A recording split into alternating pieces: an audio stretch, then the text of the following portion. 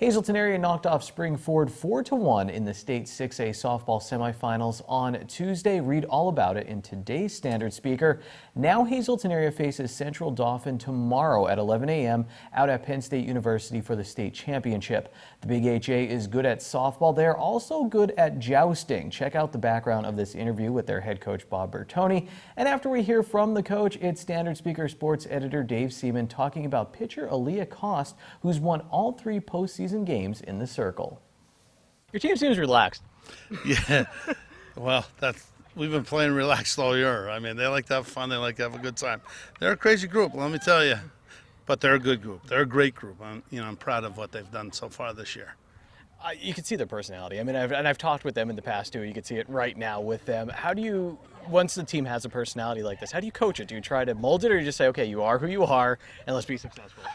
Well, you know what? We like to have fun, but they know when it's time to get down to business. And when it's time to get down to business, they focus. It's the greatest group I've ever been around. I mean, when they turn the switch, they become some of the best players I've been around. Last thing I want to ask you about the Lady Cougars, Dave. How much have you seen HAHS develop from the start of this season to where she's at right now in the postseason? Well, what's amazing about her is, and I wrote about this last week, is like she platooned. She didn't pitch every game for the Lady Cougars this year.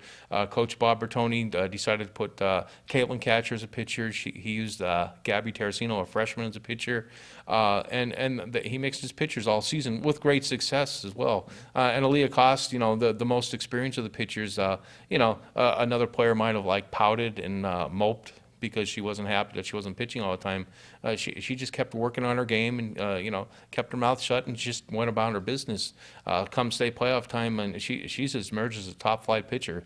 She gave up 3 hits against Downingtown West, 2 hits against Pennsbury in the game before that, and she gets all the key outs, and she knows what to do, and she has a confidence about her too. And it's not a cockiness; it's just a confidence, and her teammates see that. And you got to give catcher Julia Mooney a lot of credit too, because and Aaliyah does. And Julia Mooney, first year as a starting catcher on the varsity level, she's done a great job this year too. And that camaraderie that they have between Cost and Mooney too, that's been a big reason for the Lady Cougars' success.